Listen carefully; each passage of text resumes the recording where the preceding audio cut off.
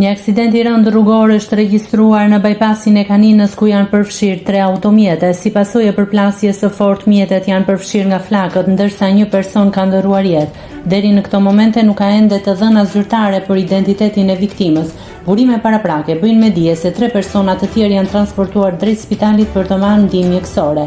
Në vendngjarje kanë mbritur forcat e policisë, zjarrfiksia dhe grupi hetimor, të cilët po punojnë për zbardhjen e plotë të rrethanave të aksidentit. Nëse klikoni mbi butonin subscribe, do t'ju shfaqen të gjitha publikimet tona. Ju ftoj t'i bëni subscribe kanalit, të pëlqeni videot dhe të lini komentin tuaj.